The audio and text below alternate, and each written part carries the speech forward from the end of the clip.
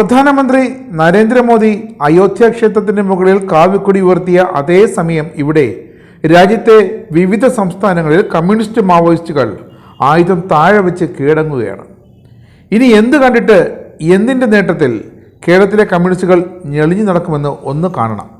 ഇത്രയും കാലം communist party of India Maoist എന്ന പേരിൻ്റെ അറ്റത്ത് മാവോയിസ്റ്റ് ബന്ധം കേരളത്തിലെ കമ്മികൾക്കൊരു ഹരമായിരുന്നു, വല്ലാത്തൊരു അധികാര ഭാവമായിരുന്നു. അതിൻ്റെ മൂച്ചിലാണ് കേരളത്തിൽ അവർ ചെയ്തു കൂട്ടാനുള്ളതൊക്കെ ചെയ്തു കൂട്ടിയത്. ഇനി കേരളത്തിലെ കമ്മ്യൂണിസ്റ്റ് പാർട്ടി ഒരു പാഠം പഠിക്കും.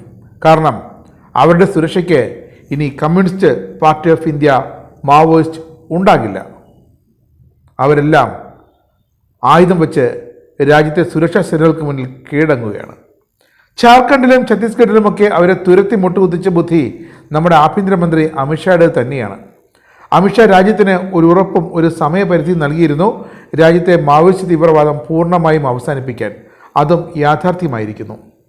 അതേസമയം തന്നെയാണ് പ്രധാനമന്ത്രി നരേന്ദ്രമോദി അയോധ്യ രാമക്ഷേത്രത്തിൻ്റെ മുകളിൽ നിർമ്മാണ പ്രവർത്തനങ്ങൾ പൂർത്തിയായതിൻ്റെ പ്രതീകമായി കാവിക്കൊടിയുയർത്തിയതും. 10 അടി ഉയരവും 20 അടി നീളവുമുള്ള വലതുകോൺ ത്രികോണാകൃതിയിലുള്ള പതാകയാണിത്.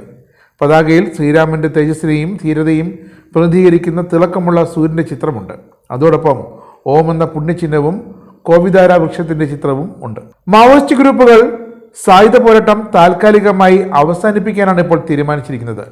ഇത് പ്രാവർത്തികമാക്കുന്നതിനായി അടുത്ത വർഷം, അതായത് 2026 ഫെബ്രുവരി 15 വരെ അവർ സമയം ആവശ്യപ്പെട്ടു. അങ്ങനെ കേന്ദ്ര സംസ്ഥാന സർക്കാരുകൾക്ക് മാവോയിസ്റ്റുകൾ കത്ത് നൽകിയിരിക്കുകയാണ്. 3 സംസ്ഥാനങ്ങളിലെ മാവോയിസ്റ്റ് അംഗങ്ങളാണ് ഈ ആവശ്യം ഉന്നയിച്ച് കത്ത് നൽകിയിരിക്കുന്നത്. നിലവിലെ മാവോയിസ്റ്റ് വേട്ട അവസാനിപ്പിക്കണമെന്നും കത്തിൽ ആവശ്യപ്പെടുന്നു.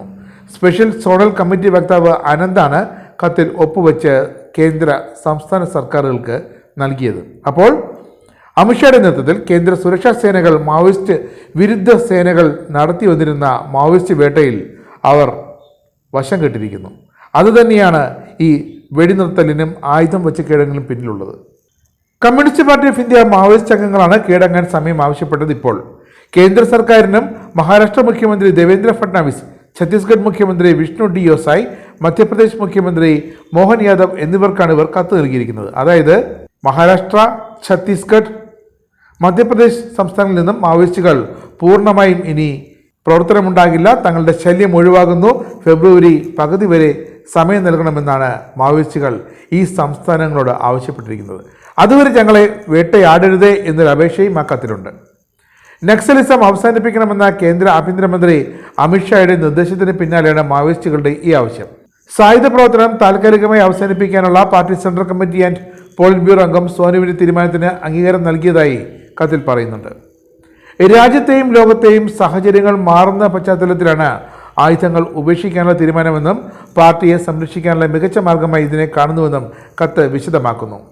കേരളത്തിലെ കമ്മ്യൂണിസ്റ്റ് പാർട്ടി അംഗങ്ങൾ ഇതൊന്ന് ശ്രദ്ധിച്ച് മനസ്സിലാക്കണം. കേന്ദ്ര BJP സർക്കാരിൻ്റെ കടുത്ത സമ്മർദ്ദങ്ങളുടെയും അനുനയത്തിൻ്റെയും ഭാഗമായാണ് communist party of India Maoist അംഗങ്ങൾ ഇപ്പോഴിതാ തങ്ങളുടെ തീവ്രവാദ ദേശവിരുദ്ധ പ്രവർത്തനങ്ങൾ നിർത്തിവെച്ച് ആയുധം വെച്ച് കീഴടങ്ങുന്നത്.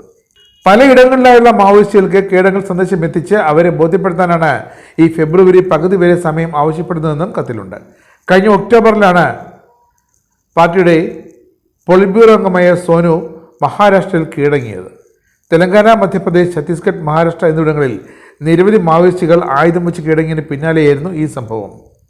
കീഴടങ്ങിയതിൻ്റെ ഇരട്ടിയിലും ഇരട്ടി മാവോയിസ്റ്റുകളെയാണ് കേന്ദ്ര സുരക്ഷാ സേനകൾ കീഴടക്കിയതോ ഏറ്റുമുട്ടലിൽ കൊലപ്പെടുത്തിയതോ.